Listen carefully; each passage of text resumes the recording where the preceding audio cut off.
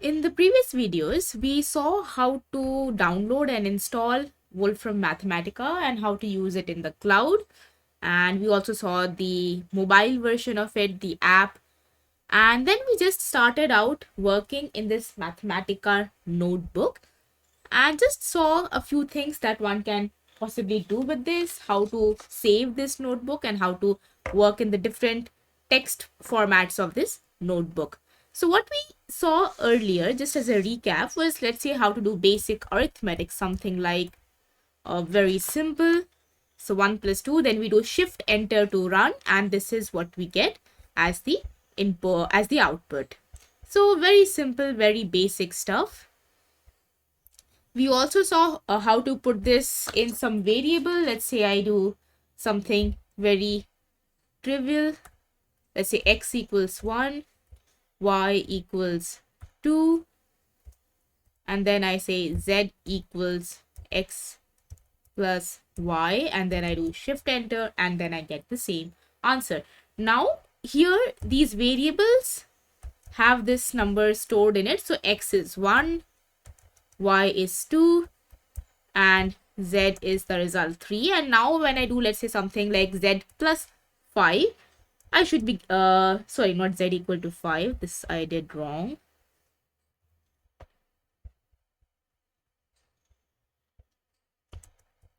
So now when I do something like z plus 5, I should be getting 8 as expected, because the z value was 3 earlier, and then I'm adding 5 to it, then I get 8. But z in itself is just 3.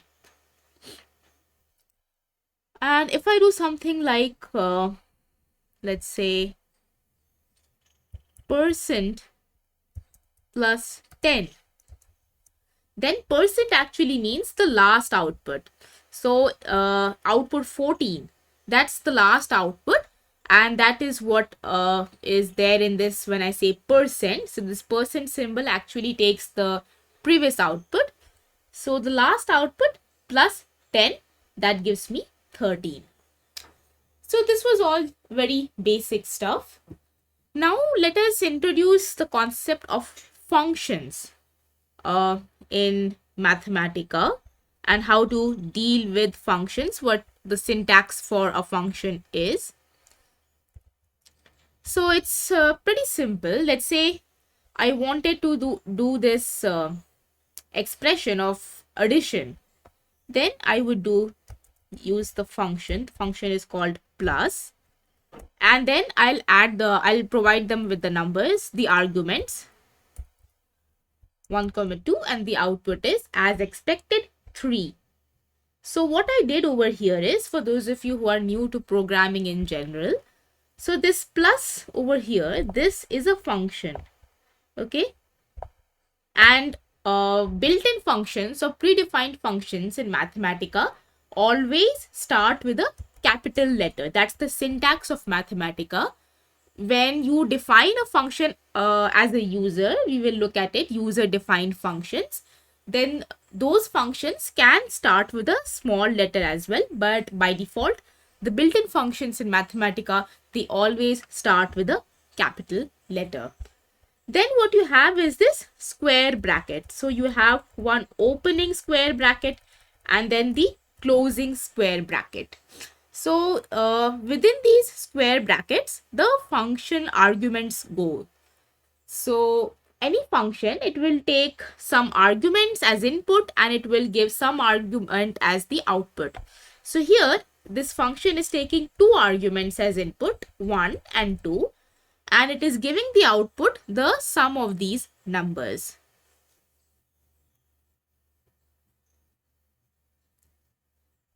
So, and we can also add as many more numbers, then it will give the sum of all these numbers.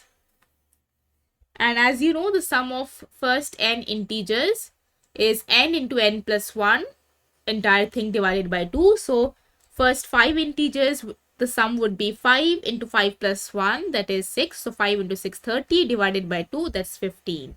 So that's how you can verify, or you can just do 1 plus 2 plus 3 plus 4 plus 5 and you get 15. So this plus function can take as many arguments as input. There is no restriction to the number of arguments as input, and then it will give the output the sum of all those numbers.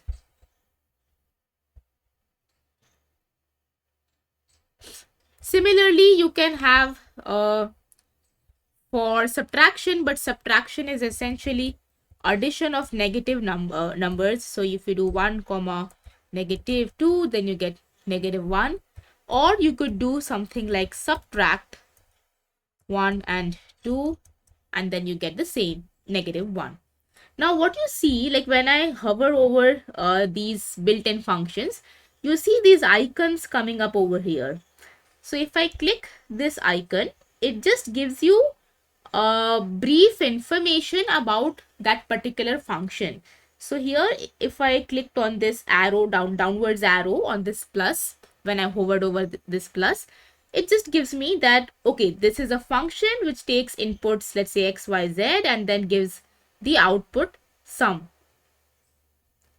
So this is a very handy feature of Mathematica. Like if you forgot the syntax, or if you forgot what the function does, you can just hover over it and it will tell you what it does. If you click on this I, if I click on this I, then what it does, it actually opens up the documentation of it in the browser. So let me just show it to you in the browser. So I clicked on that I icon when I hovered over plus, and then it opens up the documentation of the plus function here in the browser. And once again, if you click on these details, it will tell you what exactly this function is doing. And then there are some examples. So there's this background and context and some examples over here.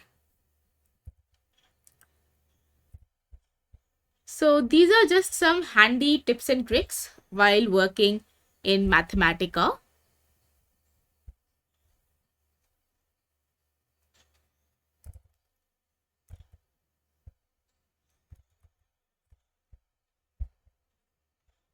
Okay, so a useful function can be finding out the maximum of two integers. So maximum of, let's say, 2 comma 10, and as expected, the maximum out of these two integers is 10. Now when working in some programming languages, if you have some prior exposure to programming, you would typically write down the conditions. Let's say x equals 2, y equals 10. If x greater than y, then print x is bigger and output x, else do the other thing, or if it is equal, then print the equal statement. So stuff like that you would do typically, but here there is this built-in function and it can do this for you within the function itself, so that you don't have to explicitly write down each and every step of the logic.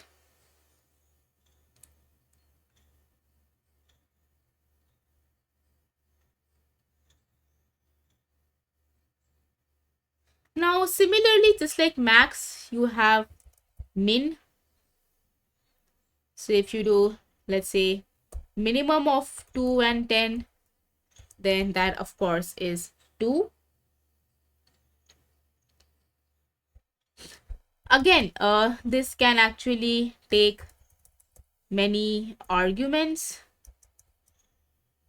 So you can put in as many numbers as arguments, and it will tell you the maximum out of all those numbers.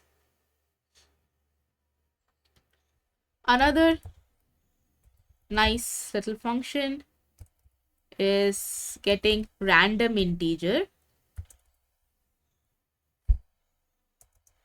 So it will give you random integers in this range. And once again, if I do not know the syntax, all I do is I hover over it, and then it tells me the different ways in which I can use this function. So for example, If I use random integer without any argument, it gives numbers randomly 0 or 1. If I use the random integer with just one argument, it gives a random integer in the range 0 to that particular number. If I use two arguments as input, then it will give me a random integer in the given range. If I provide a range and then some another number, then it will give me a list of n random integers. And similarly, this last one, it will give me an array of random integers in this range. So let us try and use the different ways. So see, I forgot how to use the random integer function in different ways, but the neat thing is I can just click on this downward arrow and then it gives me all the syntax. So let's say I want to use random integer without any argument, then it will give me randomly 0 and 1 each time I run it. So 1, 0, 0 again, 1, 0, 0 again, 0 again, now 1, 1 again. So that's how this is working. Then what are the other ways? This one I already showed. Let's look at this range, how to use it with a range. So let me say range from 1 to 5. So 5, the last number is also included. So 1 to 5 means from 1 to 5 and both are included. So it will randomly give me integers in this particular range.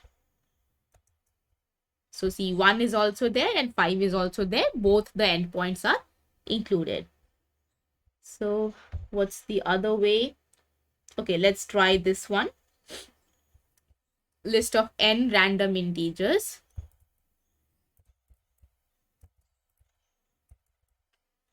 So first I'll provide the range.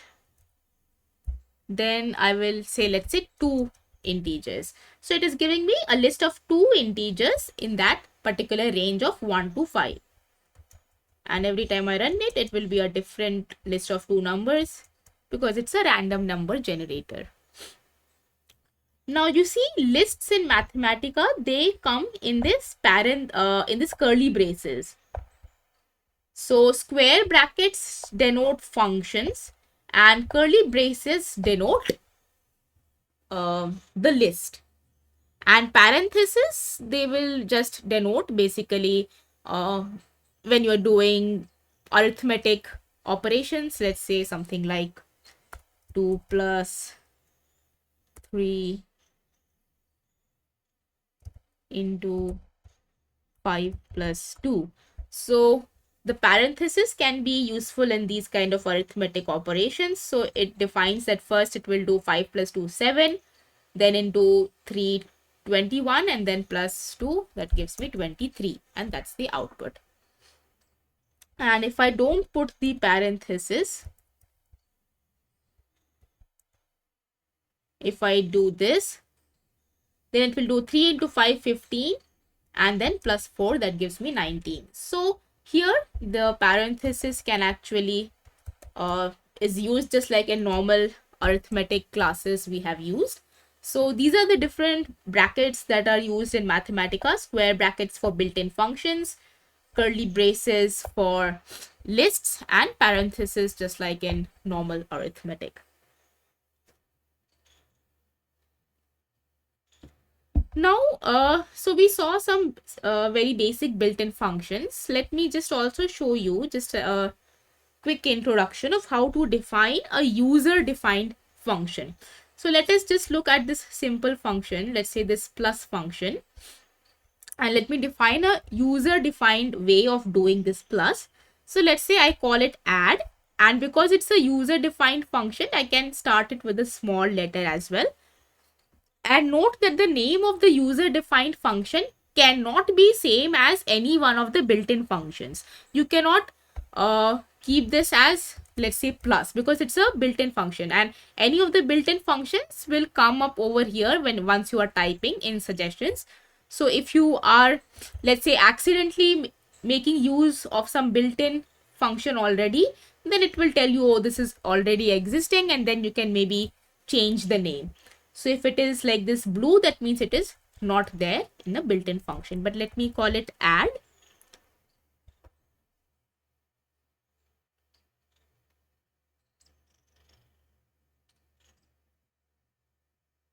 And let's say I take in two numbers, so x1, and then I need to put an underscore to say that this is an argument, and then x2, then underscore. That's just the way the syntax is defined. And then I need to do colon equal to.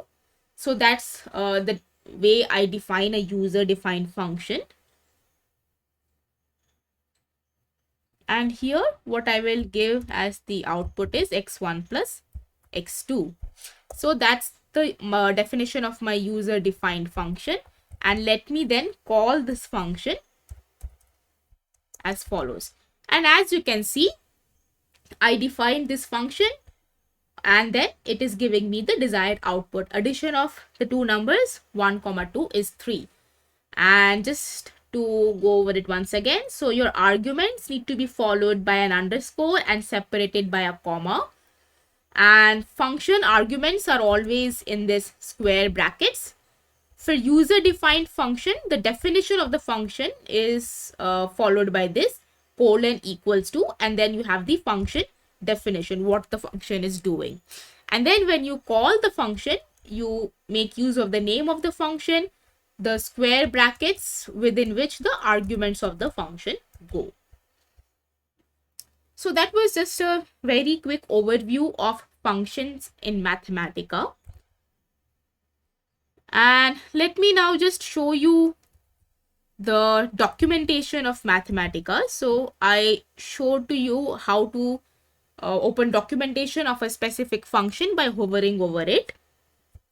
And now let us see this documentation center. So this is the Wolfram Language and System Documentation Center. You can follow this link, or you can just type in Google Wolfram documentation, and this reference.wolfram.com/language/index.html will open up. And so this is like a very big documentation that they have, and this is very, very useful. Like, I cannot highlight how important this documentation is, and it is very exhaustive as well. So let's say out of all these categories, I want to say, let's say, go into symbolic and numeric computation. And within this, let's say I want to go in numbers and precision. So let's say I click this numbers and precision. So within numerical evaluation and precision, all these are all the different functions that exist, all these built-in functions. And let's say I want to have a look at complex numbers. So this is how you use complex numbers, and it's a complete document over here.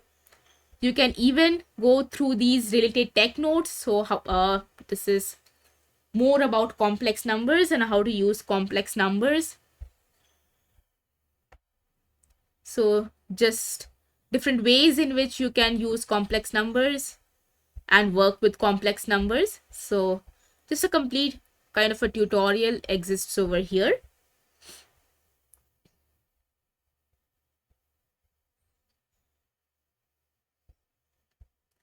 And let me just show you how to use complex numbers.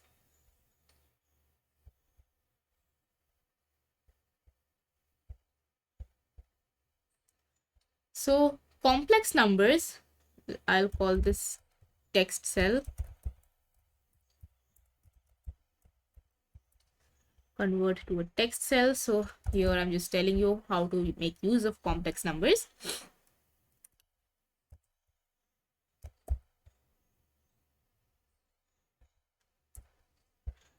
So this is how you use complex numbers. This capital I denotes the complex number, the imaginary part of it. And if you want to see what's the real part, you can do this.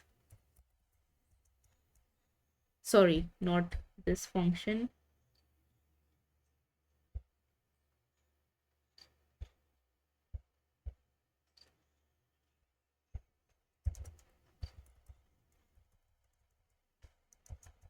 It's this. It's just re for real. And if I want to see the imaginary part, I will just do im. So real part is 1, imaginary part is 5. Again, these are built-in functions.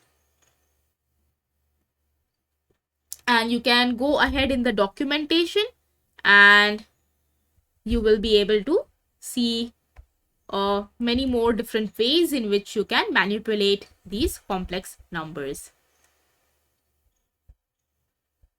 So see, RE for real part, IM for imaginary part, ABS for absolute value, ARG for getting the argument,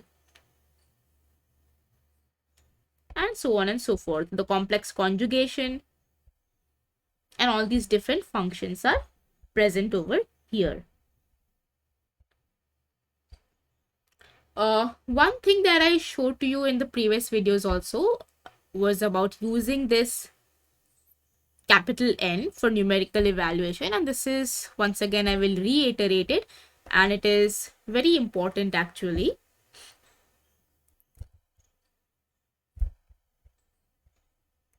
So what happens in Mathematica is, let's say if you are doing 1 over 3, it just gives you in symbolic representation. That's because Mathematica is a very symbolic programming language. It will give you absolute to 100% precision. So 1 by 3 mathematically is the absolute representation of it. But if I want it to some certain number of decimal places, then I will make use of this forward slash, 2 forward slash, and then n. 2 forward slash means that I'm running this function n over the argument 1 over 3. Or alternatively, I could write it in the following way. So this is the same thing. Now I can actually set the precision value. So let's say I set the precision value as 3. So it will give me 3 decimal places. If I set it to 10, it will give me 10 decimal places. See, 1, let me count. 1, 2, 3, 4, 5, 6, 7, 8, 9, and 10. 10 decimal places. And this is helpful. Let's say I want to get pi to 20 decimal places. So this is value of pi up to 20 decimal places. And if I just say pi, then it will give me in symbolic notation pi. So that's the benefit of using Mathematica for scientists, that it gives you absolute precise mathematical notations. So just using pi. So when you are using pi in your mathematical equations and expressions, it will actually try to use pi as it is and then do the calculation. Or if you want to make use of an approximation to pi up to a certain number of decimal places, then you can make use of this n function. So that is all for this video. We saw how to make use of built-in Mathematica functions, and we also saw how to define our own custom user-defined function. And then a few tips and tricks regarding the documentation of Wolfram language.